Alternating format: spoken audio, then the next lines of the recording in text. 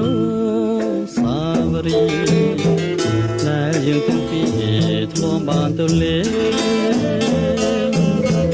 រៀមបានបីវងស្នាក្នុងឲ្យគេ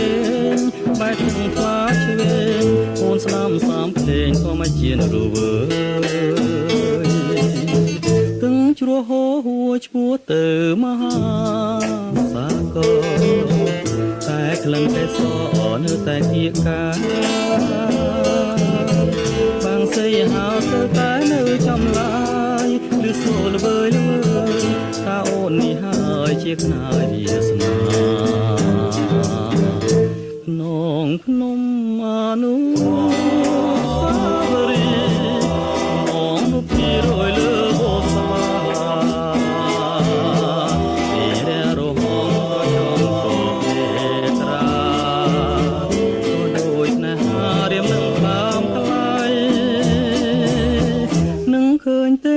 ក្នុងភ្នំអនុស្សាវរីយ៍គឺឆោមឆោម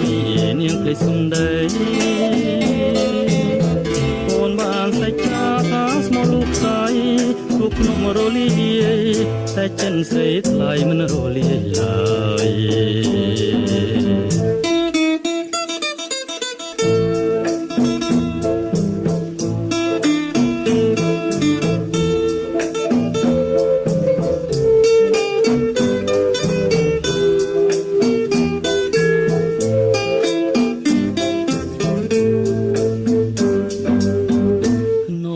ភ្នំ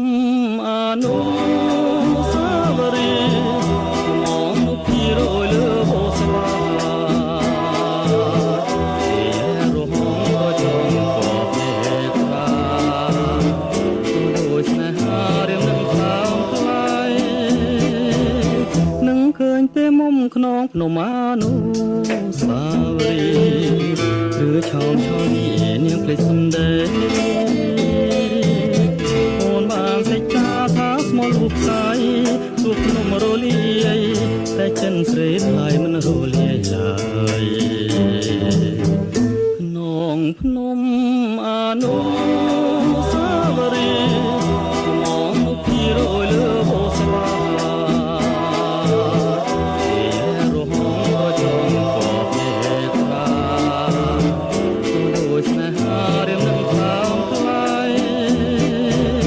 នឹងឃើញទេមុំក្នុងភ្នំអនុស្សាវរីយ៍ឬឆោមឆោមនាងភ្លេចសំដីអូនបានសេចក្ដីថាស្មោះលោកស្រីទូភ្នំរលាយតែចិនស្រីថ្លៃមិនរលាយឡើយតែចិនស្រីថ្លៃមិនរលាយឡើយតែចិនស្រីថ្លៃមិនរលាយឡើយ